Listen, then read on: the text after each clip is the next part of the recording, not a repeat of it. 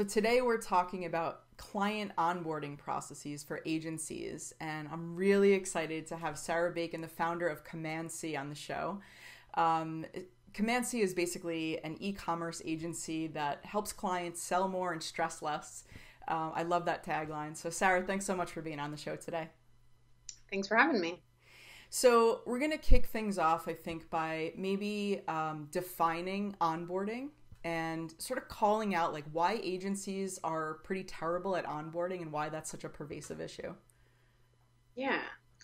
So the way I see it, onboarding is the process by which you not only bring a client into the environment of working with your agency and share with them, set expectations with them about what that's going to be like, but also set the expectations for each individual process that they're going to go through with your agency.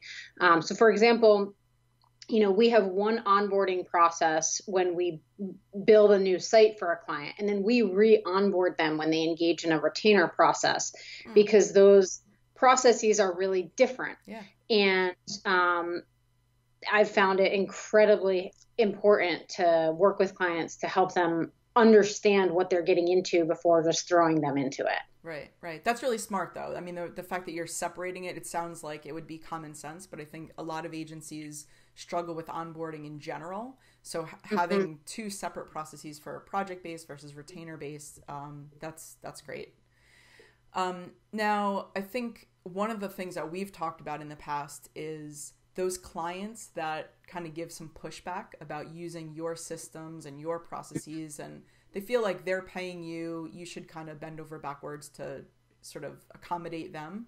Yeah. So you have some pretty strong feelings about that, and I like to chat about that a little Yeah. bit. Yeah, I do. I think it kind of comes back to like the idea of like the client is always right mentality. Yeah. And, I have so much respect for our clients, but I don't necessarily get down with the idea that they're always right. Right. We're an agency, we work with multiple clients at any given time. And my goal is to give our clients the very best product, but also experience Yeah. that they can have when engaging us. And as a team, if we're all using disparate methodologies, it becomes extremely difficult to standardize anything and have quality control over the experience that we're giving to our clients. I'm like the thing that I am the most obsessed with in my business is my clients' experience and journey through working with Command C. Um, and, if they're running the show, then they're kind of getting to dictate that journey. And it's really important to me that we have some quality control over what that journey is. And I would say that overall, when we explain why we do what we do to our clients, they get it. There are certain clients who are just either so big or so bureaucratic that you can't penetrate their systems and processes. And for us, like sometimes those aren't the best clients Right. because we've been doing this for a really long time and we're clear about what works and what doesn't work. Right, right. And they're also coming to you for your expertise. I mean, if they could build a really robust e-commerce site, then they do it in-house, right? So they're coming to you, and that guidance and part of that whole process is really important to the success for both of you. Yeah, and so much of what we're actually selling is the process, right? Like these things are so big, they're so nuanced, they're so complex, and the management of these things is like, more than half the battle, I Right, right. find. So that's just my perspective. And I think it's just incredibly important to communicate why you're doing what you're doing. It's not like just for the sake of doing it one particular way. It's Right, to achieve the outcome that we're all looking for. right, right. But you actually bring up a really good point because I think a lot of clients have this sense in the back of their head that you're kind of pigeonholing them into this one system or this one way just because it's what you do. And explaining that to them, I think, very, very early on in the process, even during the prospecting, to see how open they are to those things. I think that's really important.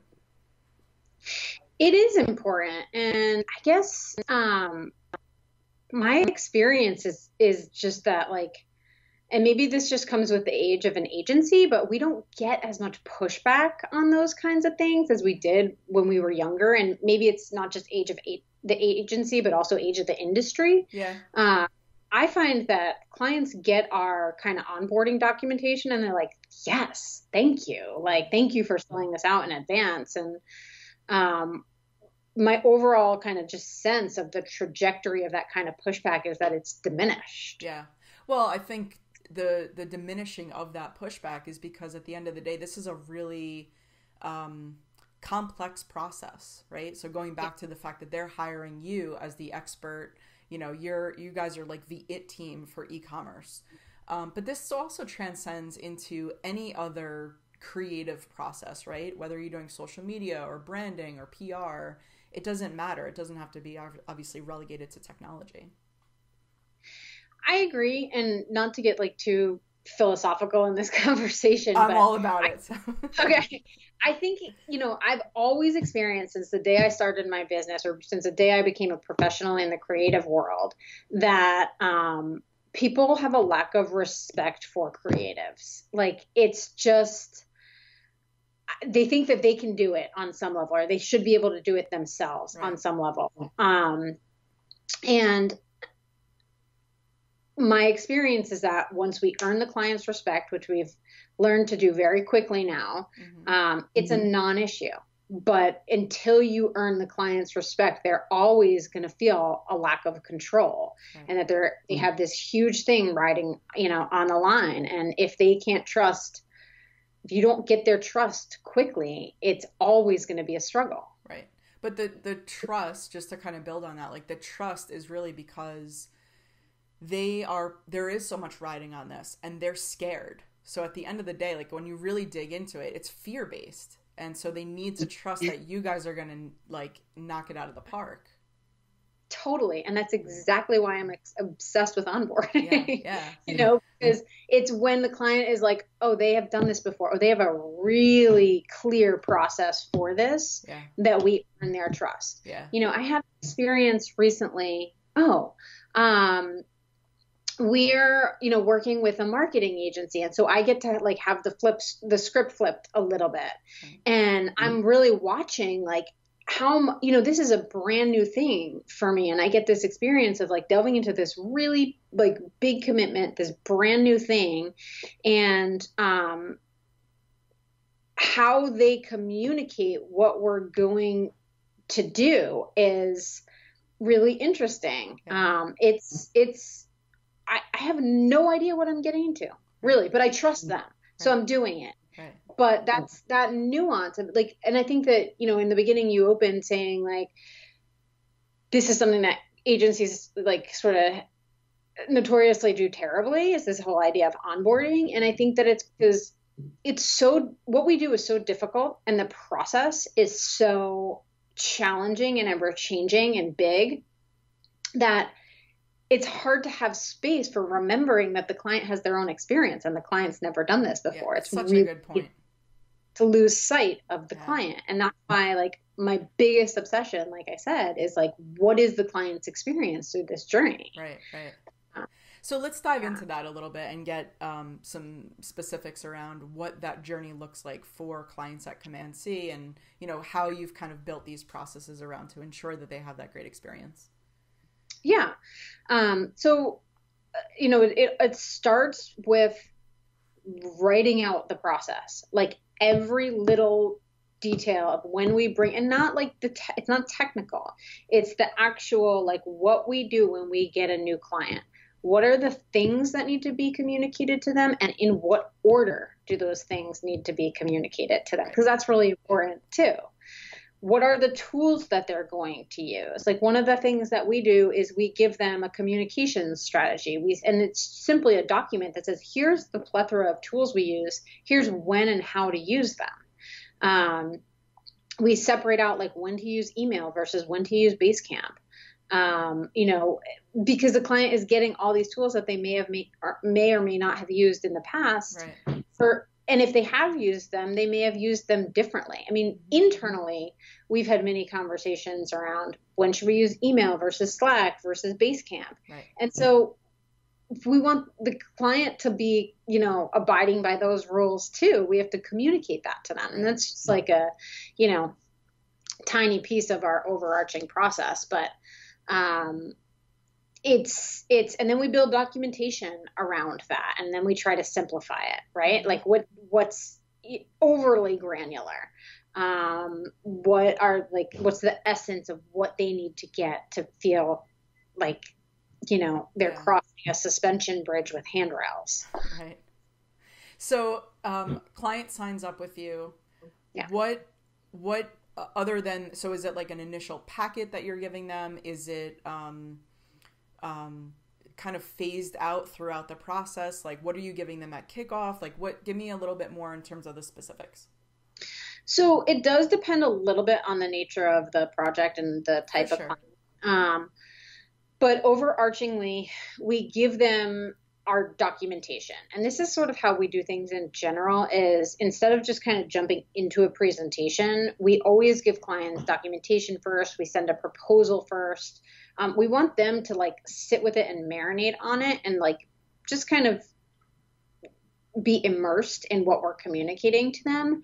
And then we'll hop on a screen share and like walk them through the documentation and be like, this is why we do these things. That's really the process, is we just deliver them a document that talks about what it's like to work with Command C and the process we use for doing the thing that's relevant to their project. Right. And then we have a call and we talk about why and how and field any questions. Right. Okay. So when we talked last time, you said something that was really interesting. I really loved it. You said our goal in the agency world is to earn and maintain client trust.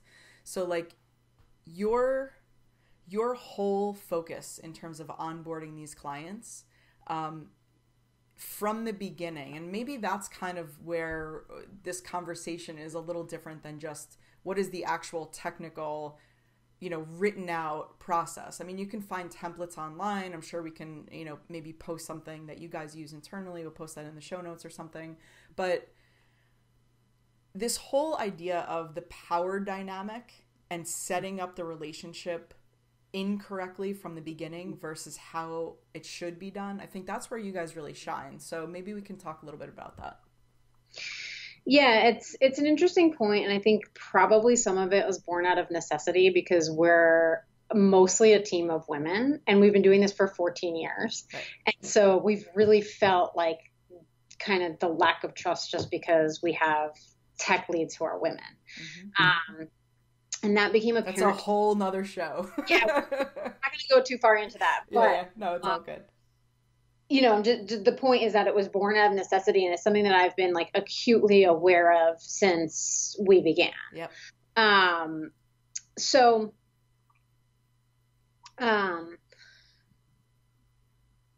And there are other factors that are going into that as well that we've already brought up. These are extraordinarily large projects. There's a lot riding on them. There's especially a lot riding on them in the e-commerce world, because it's not just the investment that you're making, but like the return on investment is so much more pressured.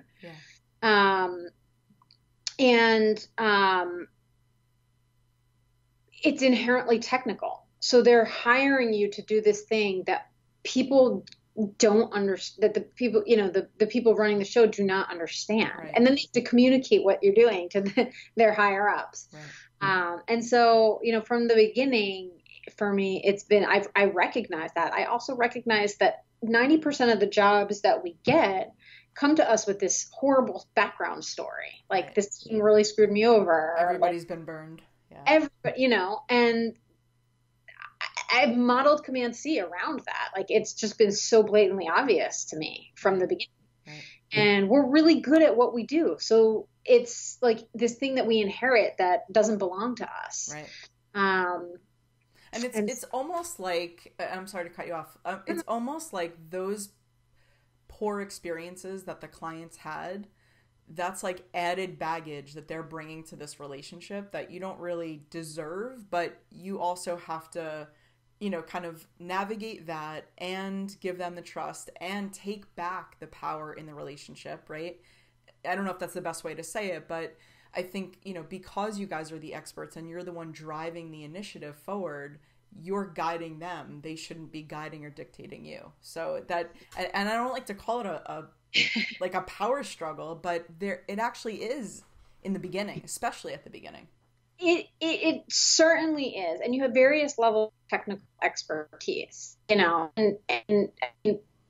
probably the number one phrase that we toss around as a team is emotional intelligence, because, and you brought up like our tagline is sell more, stress less. I mean, we focus on rescue projects. Like we're going after projects that we know are going to be emotionally challenging just because we know the state that these people are coming to us in.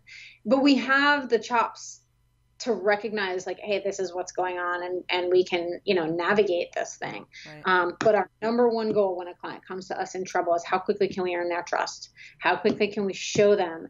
And so, onboarding, just to kind of like bring it back to that, is one of the plethora of tools that we use to gain the client's trust back. Right. And I just want to wrap up the conversation talking a little bit about RFPs, because you and I think share, this common sense about RFPs and why they're just completely, setting everybody up for failure. Yeah, my thoughts about RFPs have changed a lot in the past, and I don't necessarily, like as a blanket statement, think that they're setting people up for failure, because I think that there's a whole range of RFPs. True. And but what I'm staunchly against is the client self-prescribing and the client coming to us, like, there's something that happens when you write something down, which is like, it just solidifies it. It's like they do all this work to articulate their needs and what they think are their solutions. And then they're like fixated on that because they've like put pen to paper. Right. I'm also staunchly opposed to the idea of giving away our, I don't know, 75 years of cumulative expertise for free. I think that notion is just not cool. And,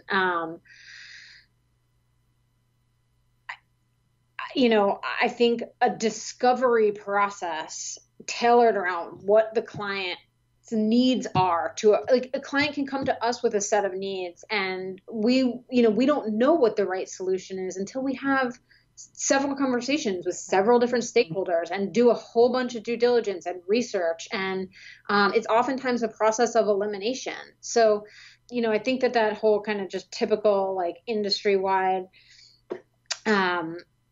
acceptance of like, here's a document, 8 agencies like put in tons of hours to respond is just like outdated and misguided.